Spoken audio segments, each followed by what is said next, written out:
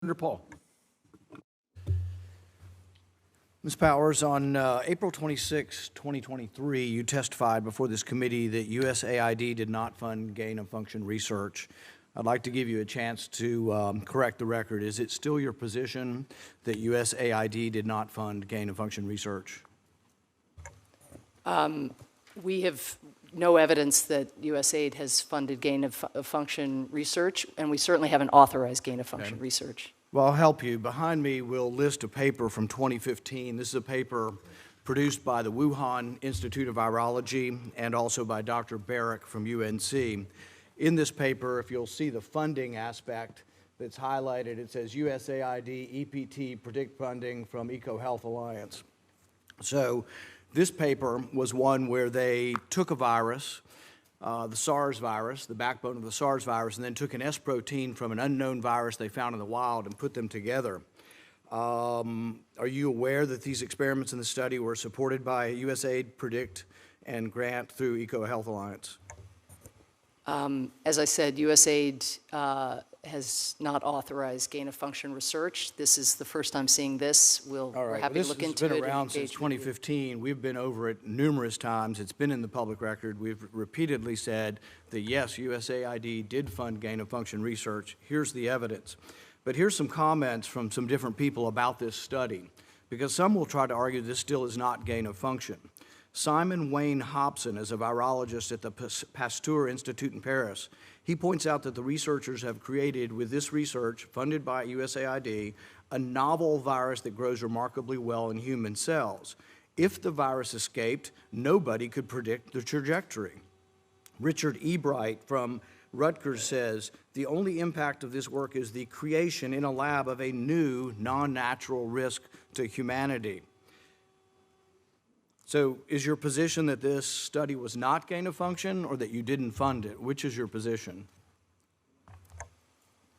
We have had an awful lot of back and forth and provided thousands of pages of documents on this.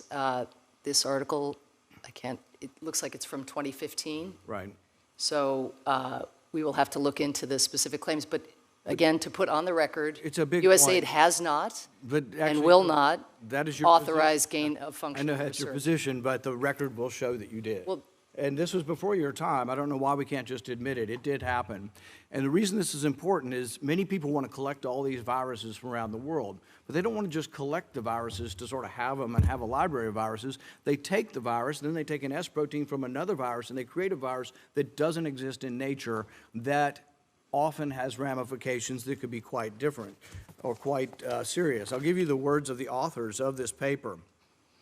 On the basis of these findings, scientific review panels may deem similar studies building chimeric viruses based on circulating strains too risky to pursue. So this was funded by USAID. It was funded through the PREDICT program. There's no question of that. And even the authors admit that it was gain-of-function. So we have to get beyond sort of quibbling over whether it was, because we have to make sure in the future we're not doing this and that we don't fund this going forward. Now, the PREDICT program was going to be surpassed by another program going after viruses, and that has been suspended. That is all good. But we have to admit the past, be truthful about the past in order to go forward, because millions of people died from COVID-19. The FBI has concluded it came from a lab in Wuhan. The Department of Energy has concluded that. Even the CIA, initially, their scientific board voted 6-1 until they were overturned by higher-ups at the CIA to say otherwise. They voted to say that this thing came from the lab as well. It only comes from the lab if we're in favor of creating these things. We can't control everything China does, but we certainly shouldn't be funding it. So we have to be honest that this was funded. Now, there was a warning sign to us that this was going on. There was something called the Diffuse Project in 2018 that was presented to DARPA, once again by Barrick and by Dr. Shi in Wuhan. that's okay. The Diffuse Project was to create a coronavirus with a furin cleavage site, which doesn't exist in nature but makes it incredibly more infectious in humans. There was a briefing to 15 agencies. One of the agencies was USAID. There was a briefing about this Diffuse Project. But nobody from USAID and nobody from all 15 agencies ever told anyone about this project. It was hidden for years and years and only revealed by a brave Lieutenant Colonel Marine working at DARPA who exposed this when everybody else had hidden this. And my question is, USAID was in this briefing about a research project that had incredible danger to our country and finally wasn't funded. Will you provide the names of the people from USAID who were in this meeting so they can be interviewed so we can find out why didn't they tell anyone, or did they tell their superiors and people ignored them? Why was the public never made aware that they were trying to do dangerous research to create a virus very similar to what COVID-19 became? And how could 15 agencies show up for a briefing and no one expose it to the public, and we only hear about it by a whistleblower? Will you provide for us the name of the person at the USAID who attended this briefing in 2018 and let us interview them to find out what happened? Why was this never revealed to the public? So I think within the 10,000 pages of documents you have from USAID are whatever documents we have on this DARPA proposers meeting. I received the letter, we received the letter from your staff yesterday. We'll certainly look at the request. But just to give a little context, U.S. government agencies often, on good days, show up for one another, go to each other's meetings. This is not something that USAID ever considered funding or was ever engaged on in some substantive way. But the point is that after hearing that somebody wanted to put a furin cleavage site in the virus, alarm bells go off. And then when you see the virus in 2020 and you say, oh my goodness, they did what they were asking, someone should have said, wow, I was in that hearing and I didn't think anything of it at the time, but now I'm like, maybe I should tell somebody, maybe I should call up the president, maybe I should call up Anthony Fauci, maybe somebody should be informed that we learned about this and I didn't think anything of it at the time. You're right, it could have been inconsequential in 2018. In 2020, it becomes profoundly important. Why didn't anybody from government come forward and warn us that this could be a virus not from nature, which is not very infectious usually, and was incredibly infectious because it had been pre-adapted in a lab for human transmission? Look, I just want to come back to your earlier point. All of this ended at USAID in 2020. It is before my time. We don't feel defensive about these engagements. We've appreciated That's all we're asking for is we'd like to interview the person who was at that meeting. Now, Ranking Member Paul for his comments. Secretary Mayorkas, under your administration, the Biden administration, over 1 million people have been paroled. What is the criteria you use for paroling individuals? Ranking Member Paul, the parole process is one that we execute according to the law. We make individualized determinations with respect to significant public benefit or an urgent humanitarian reason. So for what reason was the alleged killer of Laken Riley, Jose Ibarra, paroled and allowed to come into this country? Ranking Member Paul, first and foremost, all our hearts break for the family of Ms. Riley. Secondly, the perpetrator of this heinous criminal act needs to meet justice to the fullest extent of the law, and I will not comment on the particulars of the case because the matter is being prosecuted by authorities now. This isn't on the case of whether or not he murdered her. This is on the case of why you paroled him. Why was he paroled? My same answer, Ranking Member Paul. You're refusing to answer the question? I have provided my answer, Ranking Member Paul. You're refusing to give any specifics about Jose Ibarra. Well, I have the documentation, and the document says that the subject, the person accused of killing Laken Riley, was paroled due to detention capacity. It was full. So is detention capacity statutorily allowed to be used as a reasoning for parole? Allow me to assure you that individuals who pose a public safety threat or national security are our highest priority for detention. The reality, not just with respect to this administration, but every administration that precedes me, is that the number of encounters has exceeded the number of detention beds available. The question is it statutorily, legally allowed to use the excuse that our camp is full? He was paroled due to detention capacity. Is that allowed under the law? Ranking Member Paul, my prior answer stands. Which means you're not going to answer the question. Are you pleading the Fifth Amendment? No, Ranking Member Paul, I've answered the question. Well, no, you haven't. The question is very specific. You have testified previously, and you have testified today that there are 2 reasons you can be paroled: urgent humanitarian need or significant public benefit. That's not the reason listed. The reason listed is parole due to detention capacity. Is parole due to detention capacity a lawful reason for paroling someone? Ranking Member Paul, there are different bases for parole. I am not a legal expert in this regard, but let me assure you that when an individual is encountered at the border and they are deemed to be, at the time of encounter, a threat to public safety or national security, they are a priority for detention. If not, they receive a notice to appear and are placed in immigration enforcement proceedings. The number of individuals encountered at the border exceed the number of beds available in our detention facilities. That is not something specific to this administration. That is something that has been true. You might have more beds if they remained in Mexico. Did the administration, when you came into office, reversed 92 executive orders of the Trump administration, which allowed them to apparently have people remain in Mexico, allowed them to have, probably 90% less parolees than you have? And so when you come to us and you say, oh, gosh, if we only had more legislation, we could do it, why don't you bring back the executive orders of Donald Trump that seem to be working? You immediately got rid of them for political purposes. The border's a disaster. Why don't you bring back the 92 executive orders that you reversed? I respectfully, Ranking Member Paul, disagree with the premise of your question. That's because you refuse to look at the facts, and it's still, I guess insulting to all of us and insulting to the memory of Laken Riley and to the memory of others who have been killed by people who came into this country.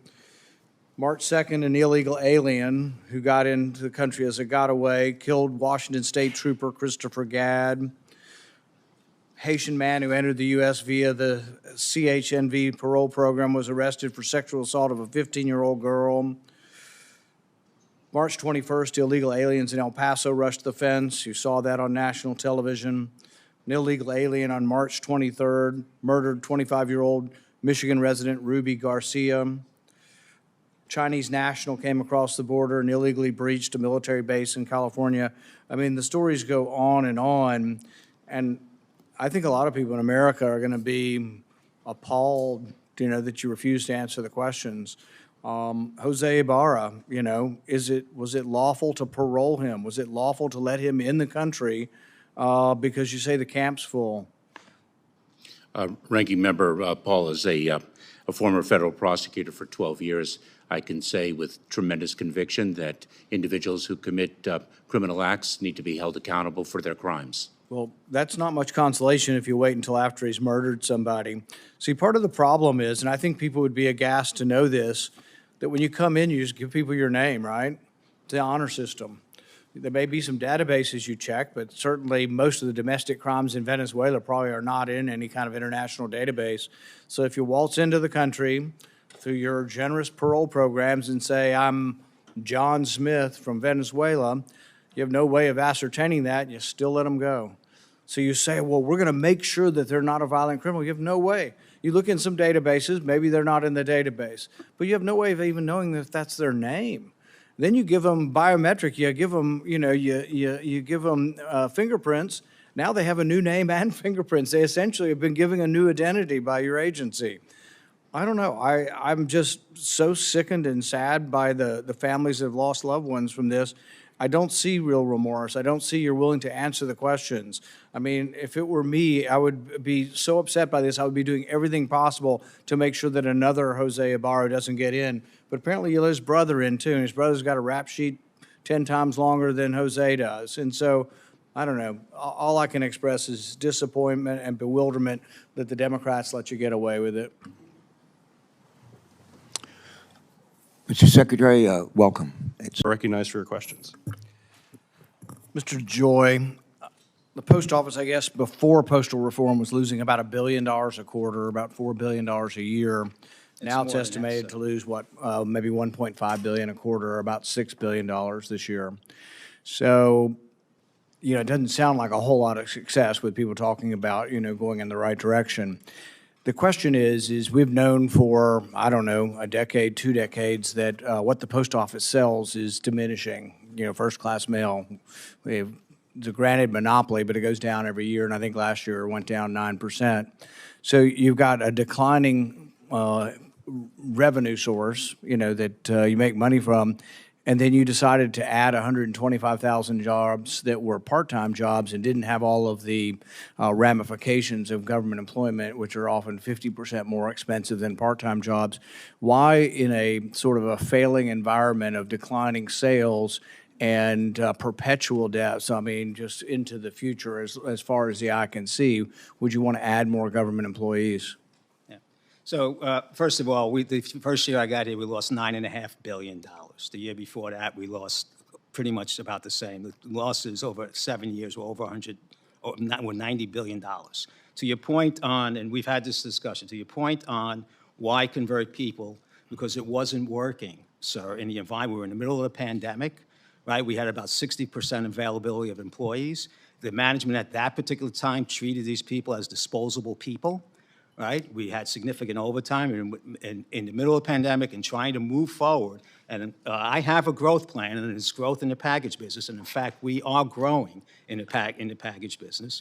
But I've converted 150,000 people to full-time positions because that was the right thing to do in this evaluability to bring stability to the organization. So basically adding significant costs in an era of perpetual debt. No, because at the end, because of the stability, right, and because of the attrition rate that we have in the organization, okay, I'm about 20,000 people less than what we had when we came in here. I'm 50 million hours less to do more business today than when I walked in the door.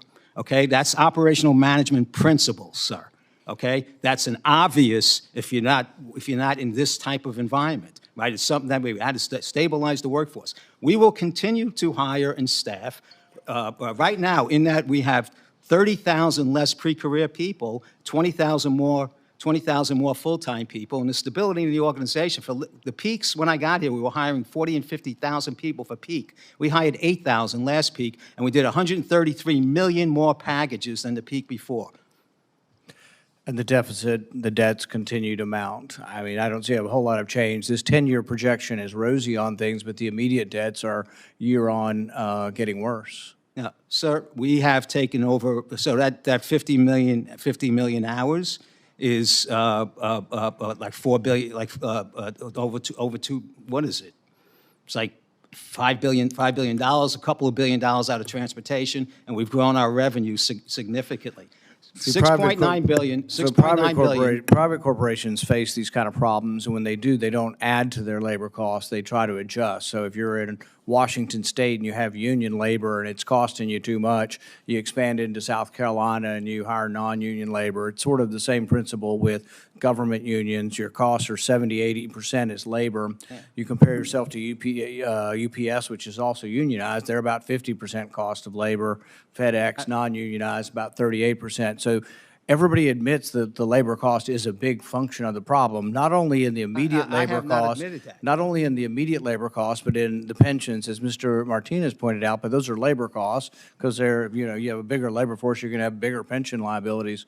But Mr. Martinez, in the private world, you have to account if your pension is short and you're running a private company and you have to make up for the pension with revenue from your company. You count that, right? You count that in how your company is doing for the year. Right now are defined contribution plans.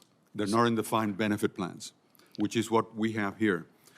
Okay? So you wouldn't add more people. If you were in private business, you wouldn't add more people to an undefined. You'd add them to a defined benefit because you don't want unlimited costs. You want defined limitation on benefit is when costs. you're obligated to pay a certain amount to the employees. Right. Most private sector companies today are defined contributions. Right. Okay? But So the thing is difference. but by adding 125,000, you're adding to the problem. You're not actually taking away from the problem. 125,000? By adding permanent employees that will be in the same sort of plan. That's an operating question.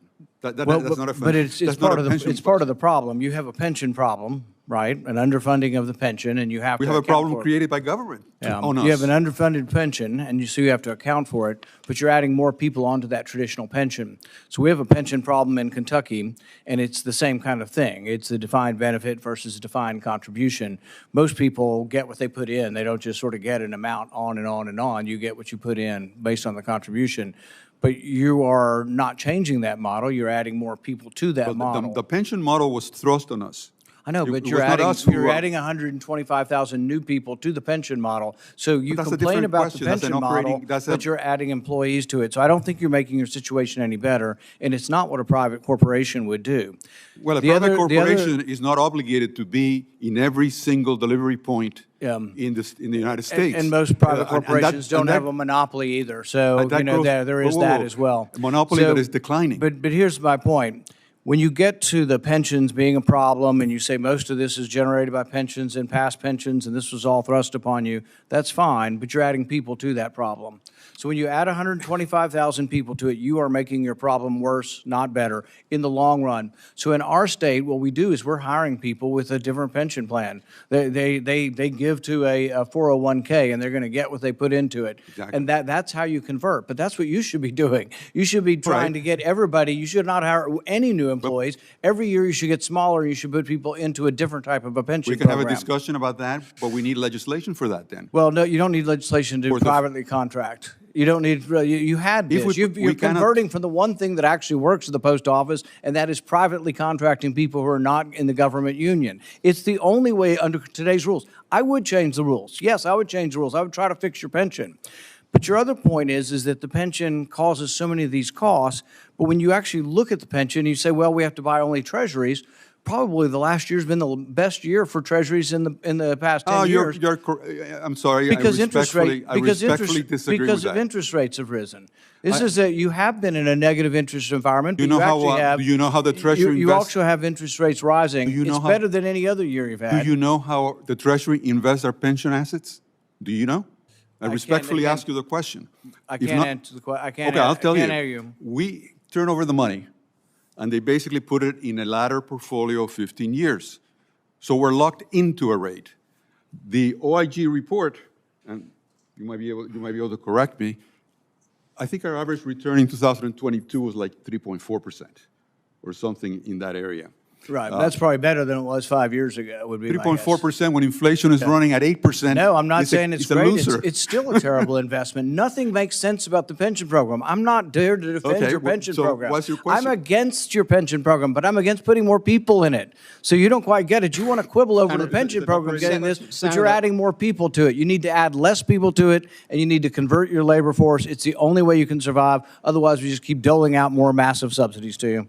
Senator, we have not added 125,000 people. We have less people in our employ than we did before. We attrit 40,000 people a Your year. DFA says you want to add 150,000, and you have added over I don't know where you're $100,000 getting to the that government from. union. That's not my plan. And we've used 50 million less work hours, 50 million less work hours this year to do the job.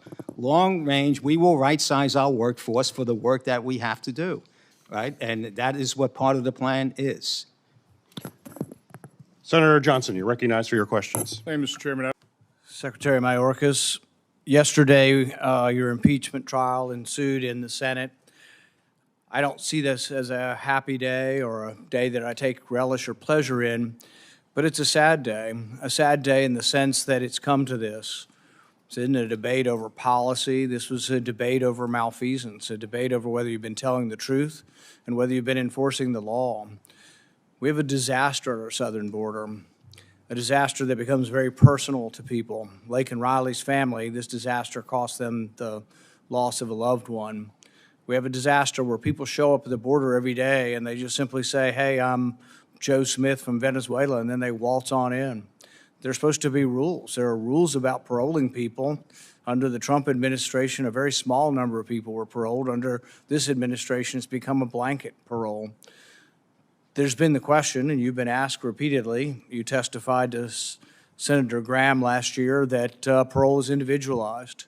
But then the administration has admitted that it's a public benefit to have migrants come in as migrants as opposed to illegal aliens, as if it's a difference.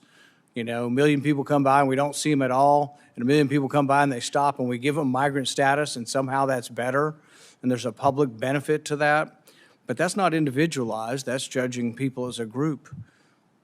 But I can't help but be sad for Laken Riley and her family who didn't have to have this. And he wasn't paroled for any of those reasons. And we're going to get into that in the question and answer. You've either said you don't have the knowledge, you've been asked about this multiple times, but we're going to ask again, how did the murder of Laken Riley get into this country? And what is the statute that allowed you to do it? How could you? And how could you sleep at night, you know, having done that? You know, there are laws. I mean, and that's what this is about. It isn't about whether or not the Biden administration believes in an open border policy. It's about whether we have laws and you're going to enforce them at all. The last administration was enforcing the law, and you just haven't been enforcing the law. And millions of people are coming across, and they've committed heinous crimes and murder. And Laken Riley's family will never get her back. And yet, that man came in and apparently was let go because they said it was full. There's no statute saying that when the camps are full, you just let people in. We have a system where we're just saying, hey, what's your name? And then we fingerprint you and then off you go. I mean, we had over 300 people on the terrorist watch list come in and then are found at a later date to be on the watch list. We have people coming to New York. We fly them to New York. We give them money. We put them up in a hotel. They assault a police officer, and then as they come out past the cameras, they're flipping the bird to everybody in America. That's a sad day for America, and you presided over this. You presided over just a disastrous border. And it isn't a matter of policy. It isn't a matter of you like open borders and we like, a more secure border. There's a law. We have a law, and you're supposed to enforce that law. And yesterday was a sad day because the majority went ahead and set the precedent that having lied to Congress, there wasn't going to be an examination of whether you lied to Congress. They were just going to simply say lying to Congress didn't rise high enough to be high crimes and misdemeanors.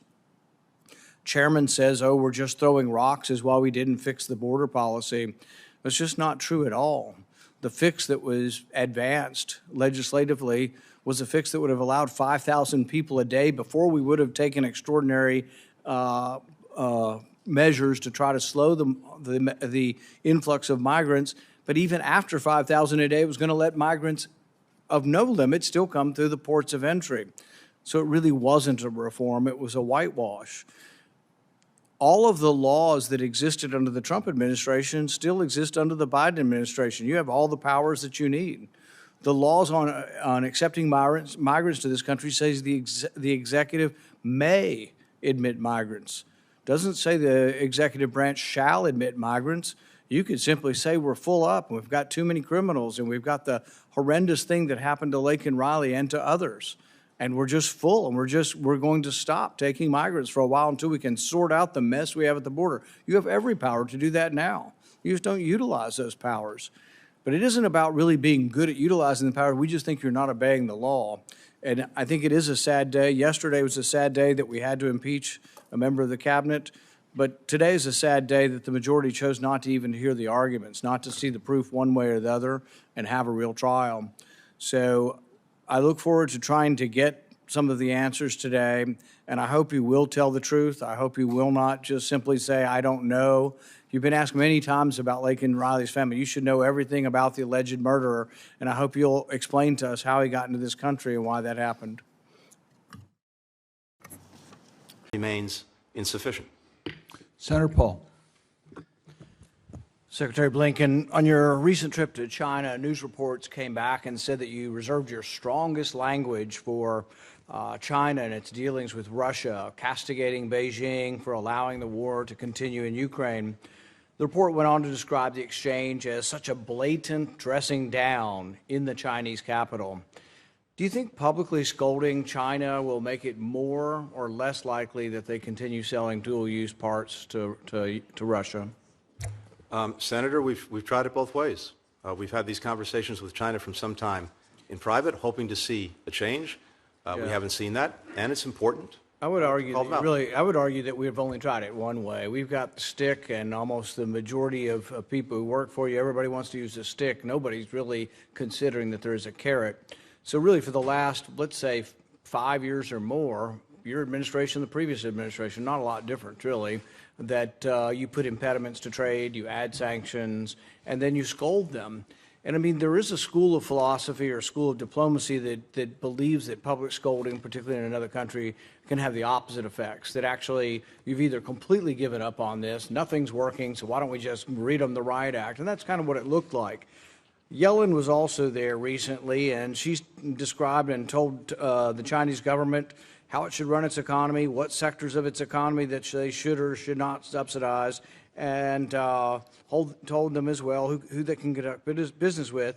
And then she threatened to impose sanctions, you know, more or less likely to actually get them to do. I mean, I think it's a misunderstanding of diplomacy in general to think that you going and scolding the Chinese, Yellen going and scolding the Chinese, that somehow they're going to like go, oh my goodness, we've been wrong all along, and because they've yelled at us and treated us like school children, we're now going to change. I would think that the opposite might be true, that there might be a certain amount of child psychology to criticizing people, and that like a rebellious teenager, they actually might end up doing more. In addition to the threat of sanctions, in addition to the scolding, we now have the administration talking about more tariffs. So in June of 2019, then presidential candidate Joe Biden tweeted, "Trump doesn't get the basics. He thinks his tariffs are being paid for by China. Any freshman econ student would tell you that the American people are paying his tariffs." Remarkably accurate and true at that time, but now he's become jumping on the Trump train. But the thing about tariffs, regardless of who pays them, American consumers will pay for these. Tariffs are not good for the economic well-being of all Americans in general. But the question would become, when you add tariffs, so you're going to threaten sanctions, you're going to scold them, now you're going to add tariffs. More or less likely that they'll do what you want? I think less likely. Everything we're doing, everything the previous administration did, as well as this administration, is heading towards less tradement, disengagement from China. Part of diplomacy might be offering, well, I tell you what if you quit selling the dual-use parts to Russia? Maybe we could consider removing some sanctions on trade and actually trade more with you. So the threat of sanctions, the threat of tariffs, actually have some effects if you're willing to remove them. The history of sanctions is more, and then you're not doing enough, and people on the right here will say you got to do even more, we're going to pass legislative sanctions. Nobody talks about removing them, but that's the only way you'd get behavior to change. And so I really think that it's a fundamental misunderstanding sort of what's going on. The final point I would like to make, and I'll let you respond to this, is the Ukrainians still claim that victory includes the reclamation of all of its territory. Many NATO allies are beginning to question this. Czech President Peter Pavel, who once served as the chairman of NATO's military committee, recently stated that he believes it's naive to think that Ukraine will be able to regain the occupied territories from Russia. The commander-in-general of the Ukrainian army, until he was fired by Zelensky, had the same sort of comments. I think that it's not an unreasonable thing to believe that this war may well end in stalemate with people in place.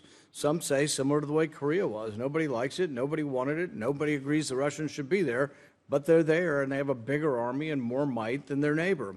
So if President Pavel is correct in his assessment that Ukraine's war aims are naive, one of the few negotiating items Ukraine possesses is a promise to remain a neutral country, not aligned militarily. Yet you have repeatedly ruled out Ukraine remaining outside of NATO. If you take this off the table, you're taking off one of the things that actually is a negotiating item. My question to you is, are there any circumstances under which neutrality of Ukraine would be a negotiating item?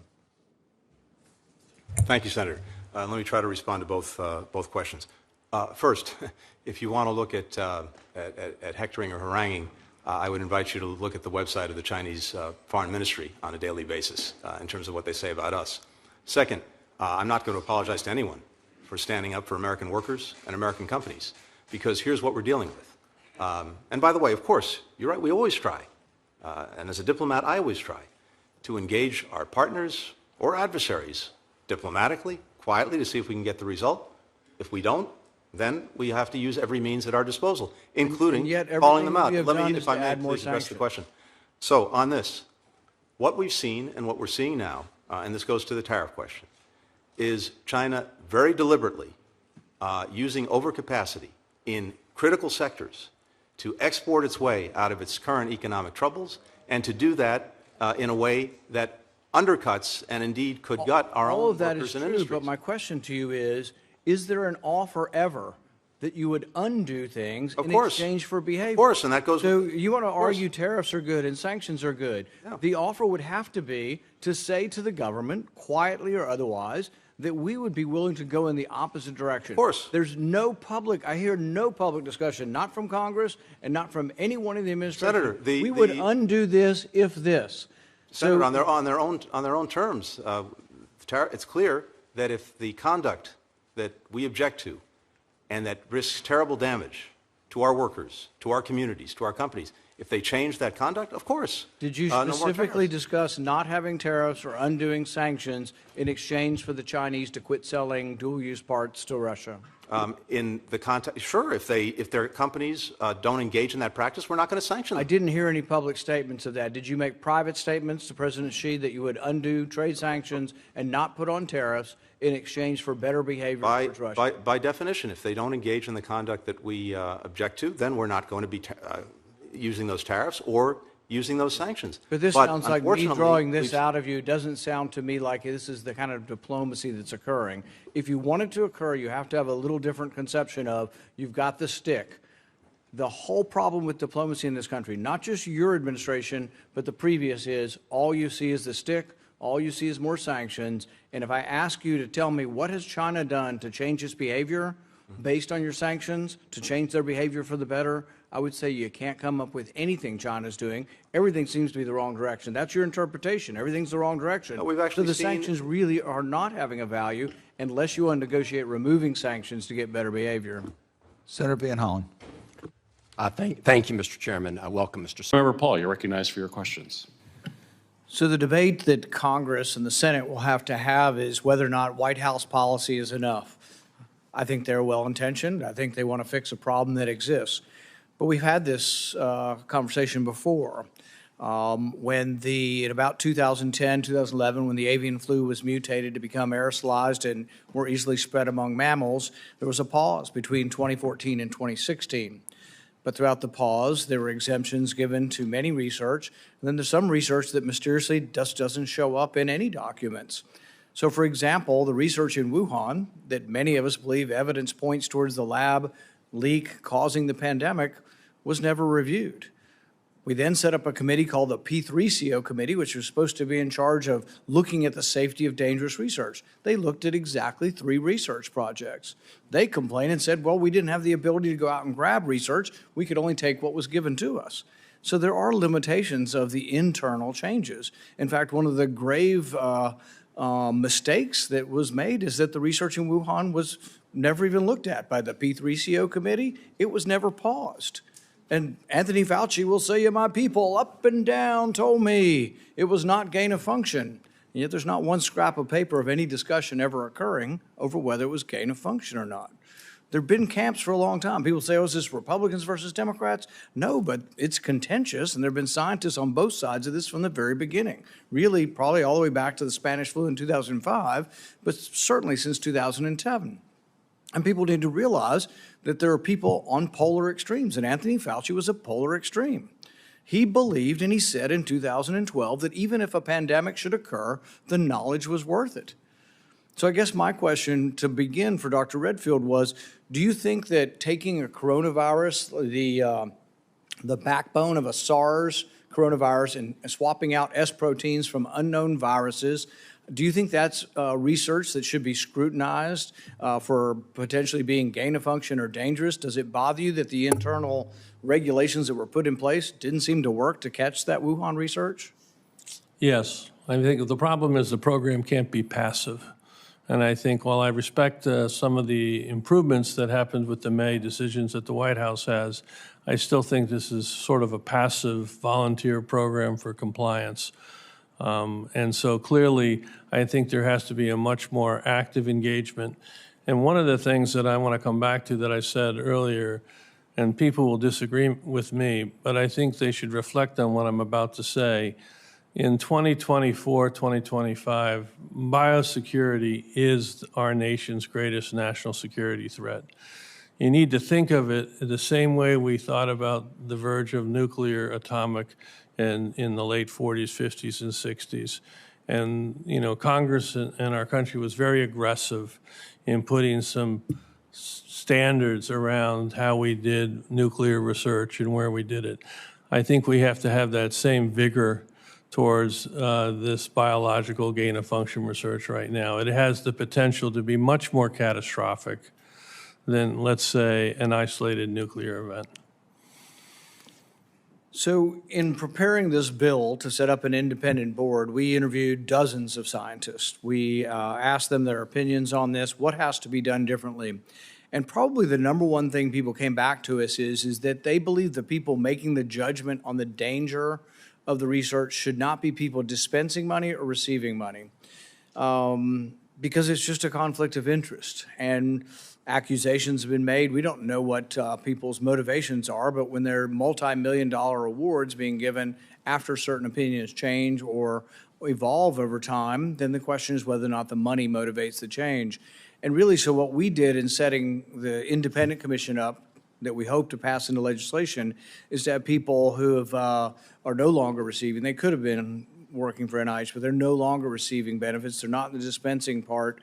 To try to get more objective look at this. We also put people on the committee that would have a national security look at this as well. And they can have both. People like Dr. Redfield have had both experiences of looking at national security and the science of this. And also, we don't ban anything. We don't ban gain-of-function research. It's really important what the definition is, and it requires some guidances and then scientists. But to Dr. Esvelt, do you think it's important that this be outside of the traditional NIH grant funding process and to get rid of conflict of interest, or do you think it can be done with in-house at NIH? Thank you, Senator. I strongly believe that to provide trustworthy oversight, it has to be located outside the chains of funding in either direction, exactly as you outlined. Right. Dr. Resfeld, the history of this, if you could sort of review again, just because some people think this started with COVID, you know, going back to Spanish flu and avian flu, that there's been really a long-running debate in the scientific community about the benefits. Some people say, well, as Anthony Fauci, the knowledge is always worth it, the risk doesn't matter, the knowledge is worth it. But then other people say we've never developed any vaccines from gain-of-function research and that it hasn't been nearly as productive as some would argue. Can you comment a little bit on the history of this debate, where the debate's going, and what your opinion is on Dr. Redfield? I'm sorry, I was directing that one back to Dr. Redfield.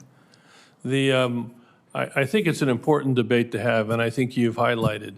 If I was sitting here 20 years ago, I would probably have the view that we may want to consider gain-of-function research as a way for us to get a jump start on countermeasures, because the pace of science was so slow. I know when I became CDC director, I was very concerned about a bird flu pandemic. And historically, if that occurred, it would likely take several years before we would have a vaccine or countermeasure. And so really for the first couple of years, it would just be a body count. But I will say the pace of science today is such that, and we saw it obviously with the COVID pandemic and the rapid development of the COVID vaccines, is such that we can really develop countermeasures really in weeks and months now. So I'm not of the view that we get such a jump start with gain-of-function research, and I do think there has to be a very aggressive debate of whether there's any benefit from that research. I think you are right. I'm not aware of any advanced therapeutic or vaccine that has come to pass because of gain-of-function research. So I'm still reticent. I do want to have a vigorous public debate about its benefit, and if it's determined that it has benefit, and I want society to be involved in that debate, not just scientists, then how do we do it in a safe, responsible, and effective way that protects our national security, which I do believe it has to be highly regulated.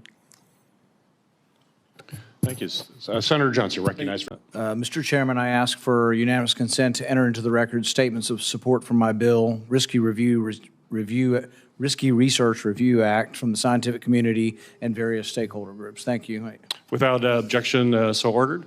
I will now turn over the gavel to Ranking Member Paul, who will chair the end of the meeting and bring us to a close. So with that, Ranking Member Paul, you now have the gavel. Thank you. Dr.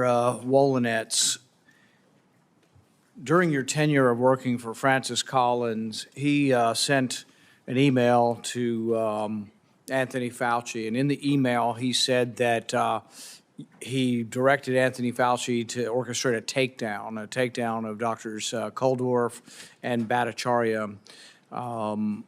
Were you aware of that email at the time? I don't specifically recall it. Okay. I want to remind the panel that you all continue to be under oath, and it is a crime to lie to Congress. Were you directed by Francis Collins to participate in a takedown, malignment, disparagement of either Drs. Koldorf or Bhattacharya? No.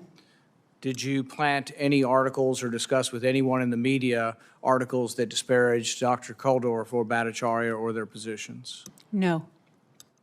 In Dr. Fauci's response to this email, he responds by saying, don't worry, this is a paraphrase, don't worry, Dr. Collins, I'm on it. I got a story planted in Wired and I think another lay publication, but he was actively doing Dr. Collins' bidding. So I am surprised that as the Chief of Staff, you had no awareness of that there was a policy of taking down these scientists. Dr. Parker, you've had long, distinguished careers. Have you ever directed any of your employees to take down fellow scientists who you disagreed with? No. Dr. Redfield, you've had a long and distinguished career. Have you ever directed any of your employees to take down scientists who you had a disagreement with? No. Dr. Esvelt, same question. No. Dr. Wolanetz, did you attend the gain-of-function dual-use research of concern meetings during your tenure in government? Yes. Were you considered to be a member? A member of what specifically, I don't Senator? know. Is there a group called that? Is it a meeting? Who gets to go? Were you? So I participated in many groups inside governments in which biosecurity, management of dual-use research. This is a very specific meeting, though. This is the week, it's called in this email, Weekly Dual-Use Research of Concern Gain-of-Function Meeting. Did you attend those routinely? I don't recall a meeting called that, although it's quite possible I was involved. That name doesn't ring a bell. This would be a meeting to discuss things that might be gain-of-function. Did you attend those meetings? No, not if they were meetings at the level of an individual NIH institute to review research. I was not at all involved in that process. This is a email. It's from Teresa, I don't know how you pronounce it, Hogwell?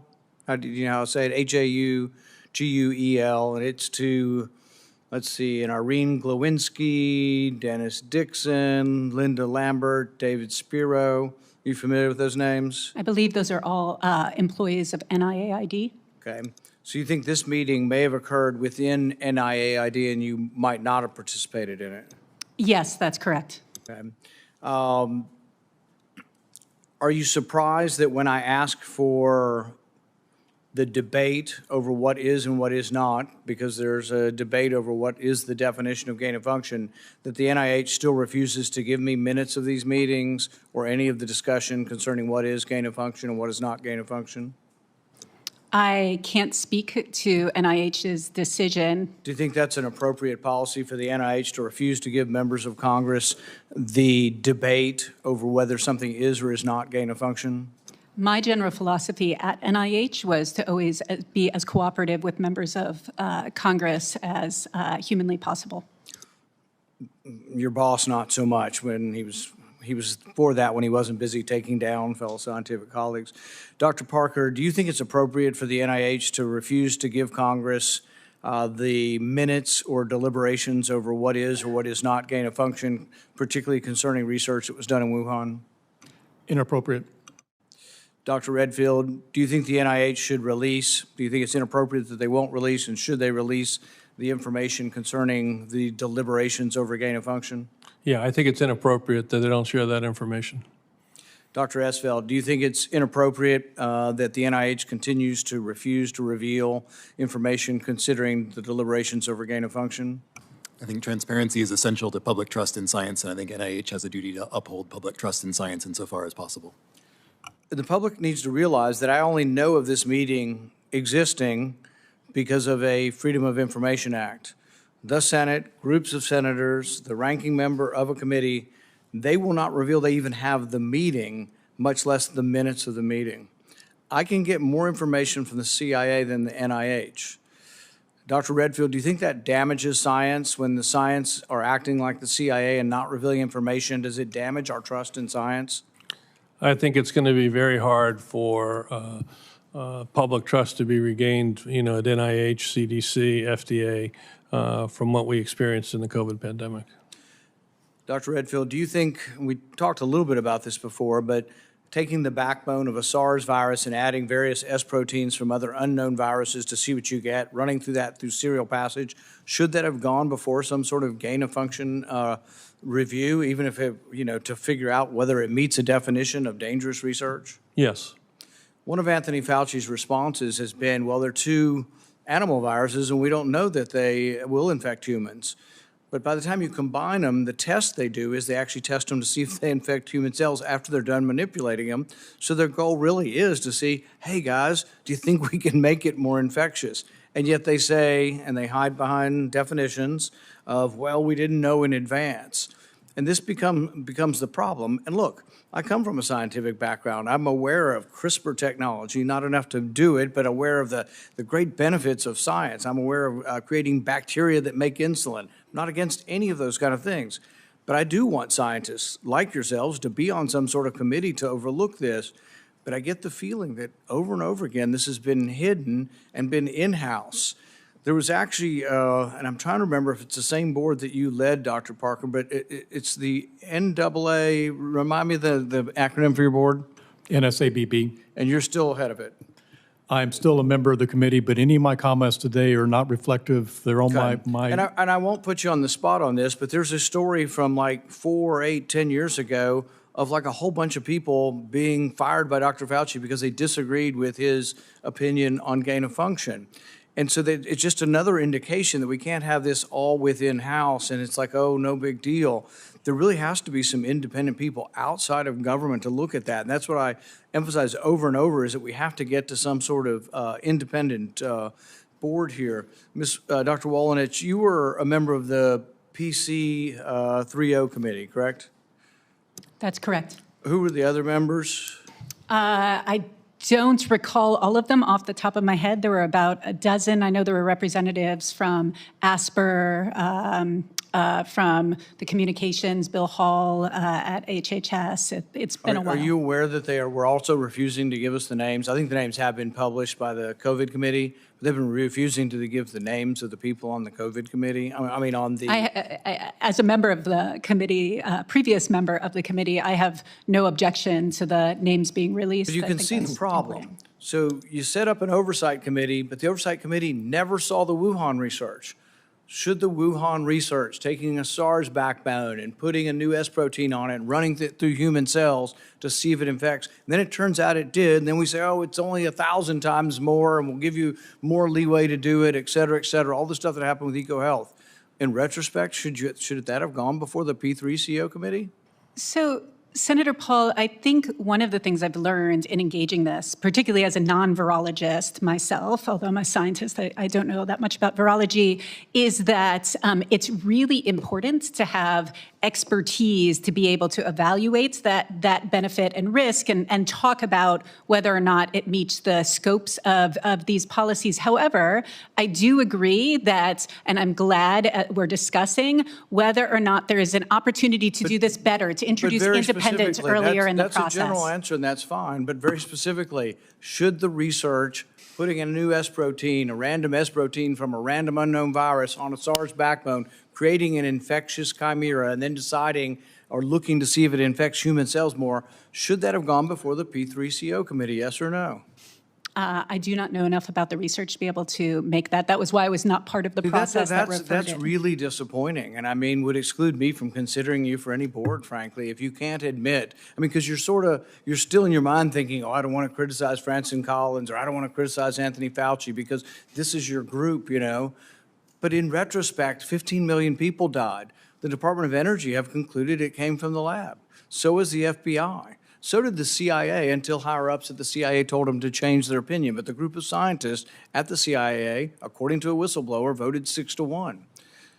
Look at what we're faced with. And people wonder about vaccine hesitancy or hesitancy of science. If you look at the information, for example, one of the strongest circumstantial evidence that they may have done this in the lab and that the furin cleavage site may have been added is the fact that in 2018, Dr. Shi and Dr. Barrick presented something called the diffuse proposal. Are you aware of the diffuse proposal? I've read about it in the news, but I was not aware about it contemporaneously. Contemporaneously, you weren't aware of it? No, I'd never heard of it. And here's the thing. Do you know how I'm aware of it? The NIH didn't tell me. The HHS didn't tell me. No one in government told me. A colonel in the Marines who worked for DARPA told me, under the protection of the whistleblower statute. In our government, we're concerned the Chinese lied to us and that they are distrustful, which is probably true. But in our government, you know, you may not have liked the tone of the other senators, but this is what we're faced with. The diffuse proposal was never told to us. In the diffuse proposal, it was a proposal to take a coronavirus, put a furin cleavage site in it, and test it to see if it was more infectious in humans.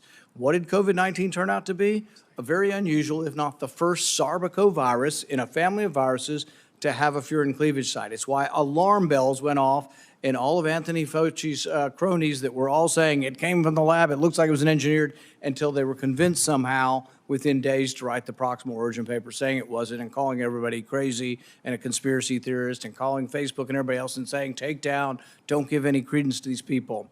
So you see what has happened to science. Francis Collins, your boss, at one point says, it's about, you know, damage to science. If anybody mentions that this might have come from a lab, it will damage science.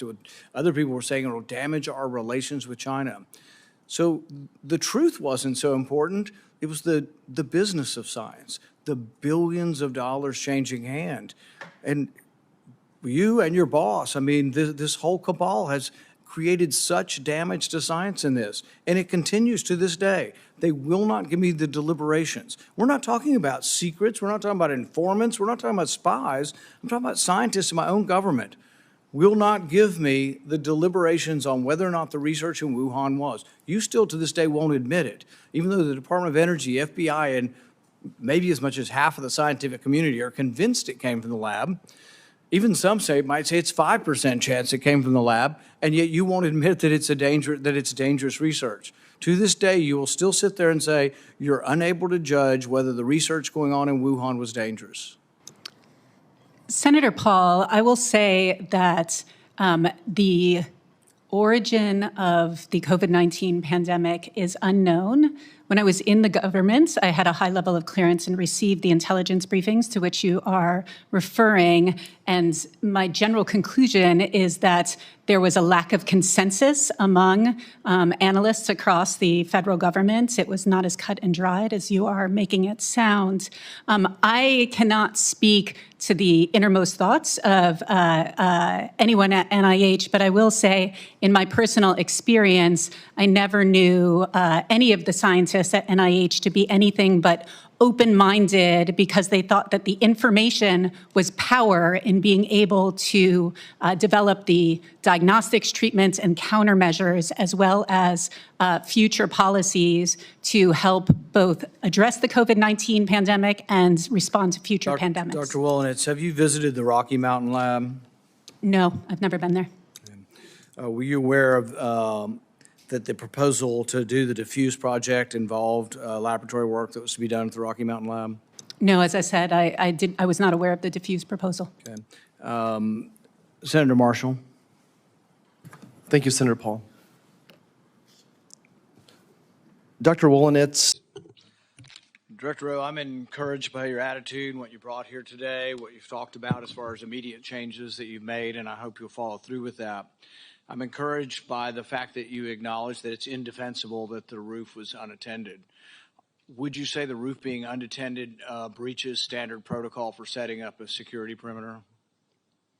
What I would say, Senator, is that that roof should have had better coverage, and we will get to the bottom of if there were any policy violations. I would think indefensible would go along with breaching protocol, and I can't imagine how indefensible would not be breaching protocol. What I would caution, though, is that I sense, and you're the Secret Service, and these people are your friends, and they are heroic people who do good things, that we can't let our friendships blind us from responsibility. So someone's in charge of the security at the zone. Would the Secret Service be in charge of the entire operation, and they work with law enforcement, but they're in charge? The person in charge of the entire operation is the Secret Service, not the local police. You're correct, sir. This is a failure of the Secret Service. So that's what I mean. And look, I don't wish anybody harm. I appreciate the bravery of the Capitol Hill police. I was at the shooting at the ball field. I've heard 100 shots coming my way. Fortunately, none came to me. But I appreciate the bravery of all the people who protect us. But there's also the idea that there are certain mistakes that don't make you a bad person, but they're just inexcusable, that if you made that mistake. So, for example, let's say you determine, well, local police should have been on there, and they told us. And local police says, no, they didn't tell us to do it, and it's a he said, she said. Still, ultimately, the agent in charge should be walking the grounds and say, there's a roof 100 yards away from the stadium with a clear sight. Someone's got to be on the roof. Local police, I told you to get on the roof. Get on the roof. Or you put the Secret Service. So ultimately, the buck doesn't pass along to somebody. Whoever's in charge is in charge. But really, I think it would be helpful to all of us. I know the process has to be meted out, but there needs to also be a process for protecting the next Trump rally. The fact that whoever was in charge in Butler next week is not in charge of a rally in Las Vegas. And so I think you really should say that. You should simply say that the leadership from that event is going through a process, but until that process, they won't be in charge of the Democrat National Convention. That would reassure a lot of people that they won't be in charge of security until it's determined. Can you tell us something to that accord? Yes, sir. So I can tell you that the team planning the Democratic National Convention, that is a national special security event. That team has been on the ground. That's from D.C. With support from our Chicago field office. But I just want to reiterate that our Pittsburgh field office staff, they are wearing this harder than anybody right now in the Secret Service. Right. They feel completely demoralized. And what I'm trying to do is also let them know that, listen, they need to be focused on the mission at hand. I also have to walk a tightrope here and make sure that I am not tainting any future discipline action. I understand, and I have great respect for all the officers. But ultimately, someone had to be in charge, and someone made a terrible error, and it's an error of judgment. The big error is the roof. But another big error is we have 90 minutes of a suspicious person. Now, Senator Durbin mentioned the rangefinder. None of these are enough to shoot a suspicious person, but they certainly, you would think, would be enough to stop the proceedings. That's where I think you get to the second major management or judgment error of this. Now, Trump's done probably 100 rallies like this. How often at one of his rallies are there 90 minutes of looking at one person and at least a half a dozen pictures of that person? How often does that happen? And is it against protocol to let a proceeding go on when you've got a suspicious person, 90 minutes worth of people talking about this person, and we don't stop the proceeding? Does that defy protocol? So Senator, while there's 90 minutes in total from when he's first identified by local law enforcement, we have about a 30-minute window. But at no time is there anything ever communicated about weapon or harm. And I think that's where the threat. A weapon, you shoot people with a weapon. Sure. Without a weapon, we're talking about people you stop and say, he had a backpack, which was probably big enough to have the AR-15 in it. In all likelihood, the backpack has the weapon in it.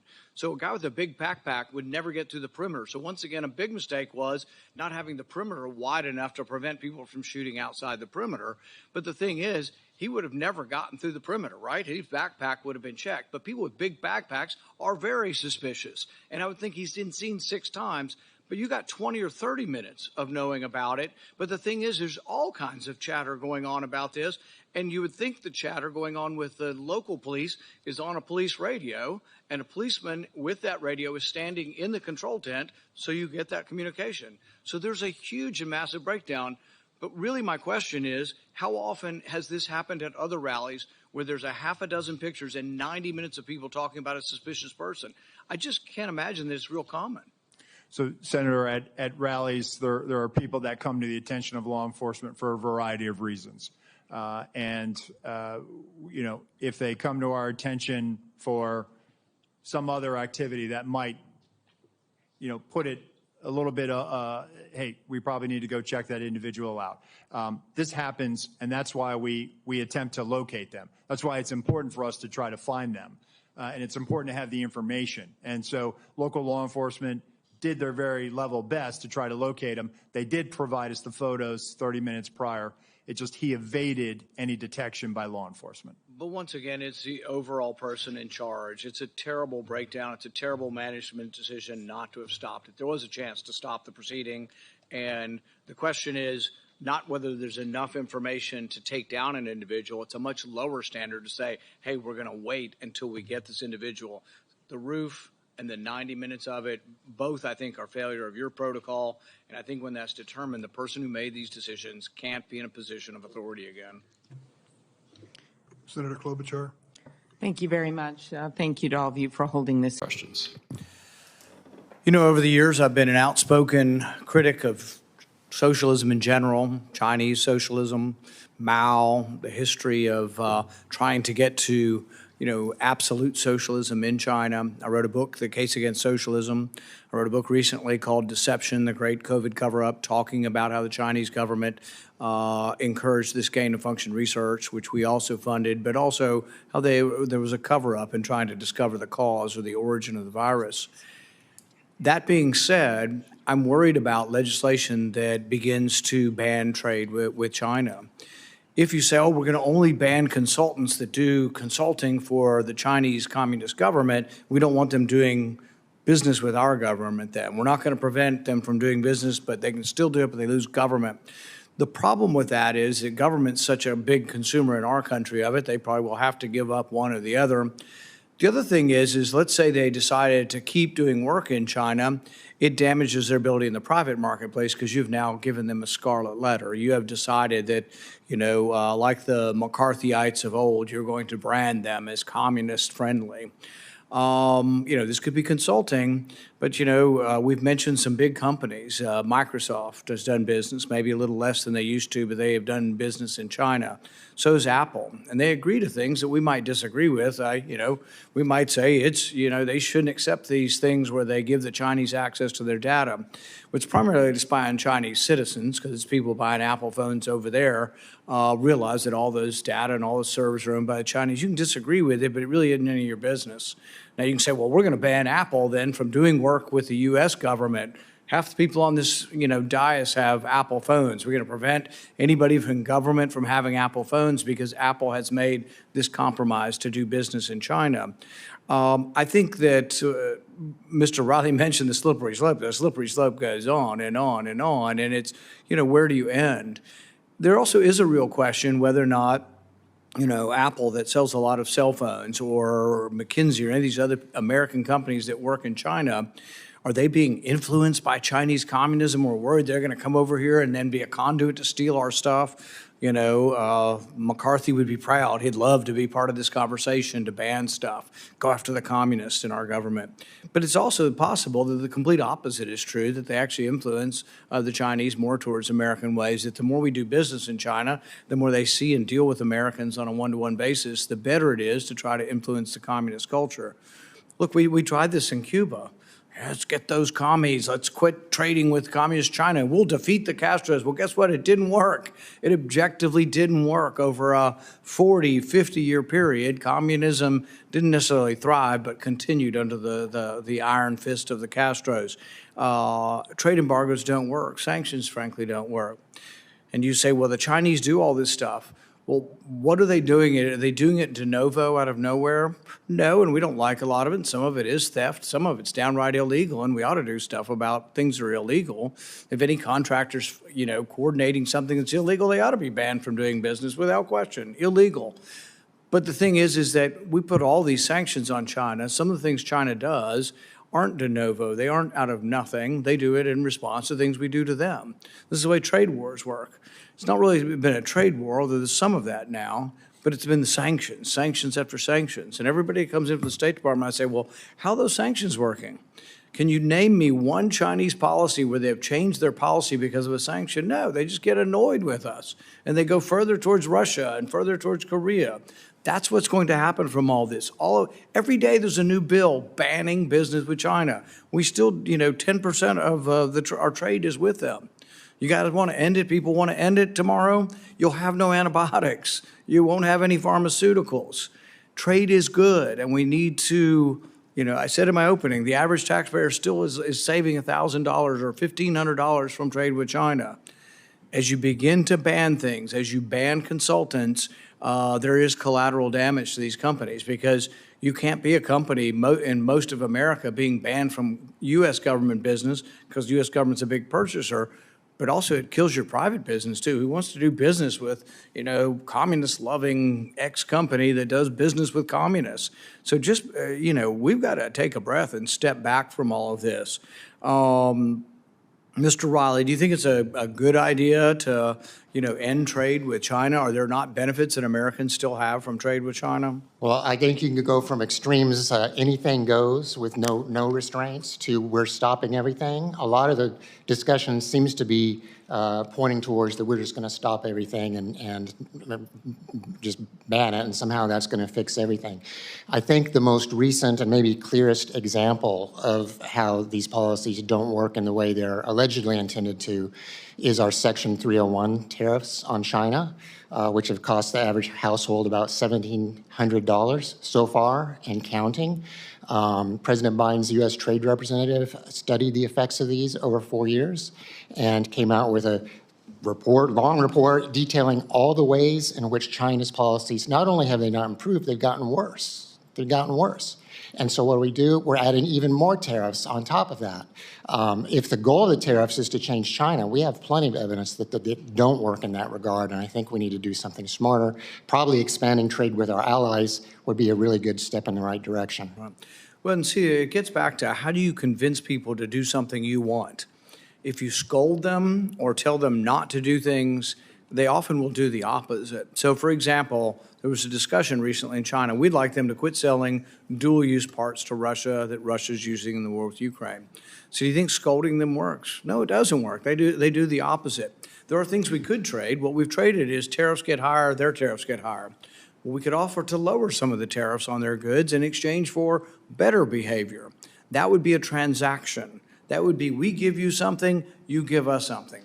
But instead, everything is about ending trade, stopping business, more sanctions. You're going to keep getting the same response. You want better relations with China, or you just want to end it all? You can end it all. It'll be a disaster for everybody. Or you can say, how does it work? Do we do more sanctions? Do we yell at them? Do we travel to their country and scold them? Or do we say, be very quietly when we're in their country, hey, what about we might reduce some of our trade barriers, some of our sanctions, if you'll do X? You'd get a lot more with honey than you will with vinegar. And this is a big trade, and a big issue, and bigger than even this particular panel. But we have to have these discussions, and it's go on and on, because every day there's a new bill that bans trade and bans companies from China. Many of these employ Americans in my state and other states, and we need to get away from this protectionism and remember what Bastiat said: when goods don't cross borders, soldiers will. Thank you. Senator Hawley, you're recognized for your questions. Thank you very much, Mr. Chairman. Thank you for calling this hearing. Thanks to each of the witnesses for being here today on this important topic. Dr. Doshi, if I could just start with you. Since 2008, the McKinsey Company has done nearly $1 billion